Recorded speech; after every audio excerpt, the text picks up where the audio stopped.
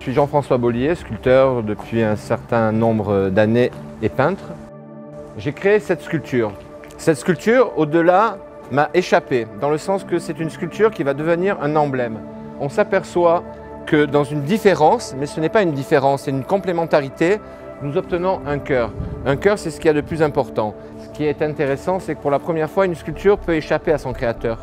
C'est-à-dire que moi, je l'interprète en forme de cœur. Et cette sculpture doit être le nouvel emblème de l'amour, d'un cœur. Un cœur, c'est un battement, c'est ce qu'il y a de plus important dans une vie. Donc ce sont quand même des sculptures qui ont demandé aussi une étude. Il m'a fallu des milliers d'ébauches pour arriver à ce que je vous expliquais tout à l'heure, le travail d'une sculpture, cette forme de cœur. Ce qui m'intéresse, c'est toujours trouver des techniques différentes. Parce que là, en travaillant sur la couleur, j'obtiens un frottage où je joue sur la matière. Pour faire comme un vieilli, en fait, c'est un message d'amour doit rester intemporel et indéfiniment dans le temps.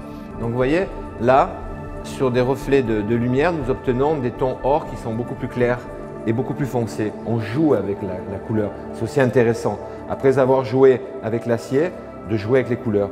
Et on arrive aussi sur un socle. Un socle, c'est l'assise d'une sculpture. On est arrivé, j'adore que mes socles soient en luminosité totale parce qu'on a une réflexion de la sculpture qui est intéressante. On arrive dans une profondeur de sculpture. Alors là, nous parlions tout à l'heure de la sculpture en forme de cœur. Et là, sur un même travail, en travaillant la forme, cette forme qui est très élancée, qui est très dynamique, nous avons la plongeuse. Les plongeuses se sont composées de 2 ou de 3 faces. Et là, on a cette courbe, cette forme. J'ai voulu créer une élégance, j'ai voulu créer et féminiser la matière à l'extrême. Je pense qu'une sculpture est propre à chaque personne. C'est un langage, chaque personne peut avoir une compréhension. Là, c'est aussi d'autres formes que j'avais travaillées avec le ponceur. Parce que j'aime bien dans une sculpture, j'aime bien travailler la géométrie, ces formes rondes. Pourtant, ce sont des matériaux qui sont très durs. Parce que là, on parle d'une tôle cristalline qu'on peut se servir aussi en mode industriel. Et regardez l'élégance d'une sculpture. Alors là, c'est le même travail. C'est un travail sur tableau, mais ce n'est pas un travail de peinture. C'est un travail qui est fait qu'avec du papier. Il n'y a aucun trait de peinture. Et on reprend, comme dans les croquis, toujours un peu la déchirure. Mais la déchirure pour laisser le temps. Mais il y a des épaisseurs.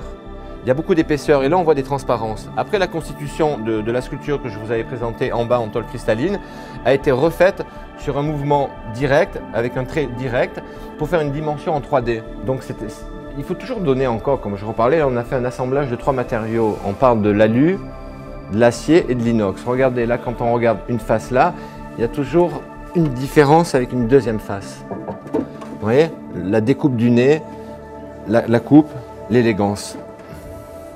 Ces 2 mouvements sont complètement différents, pourtant je suis le même créateur, mais la force est là. On part d'une compression et là on est parti dans la poésie.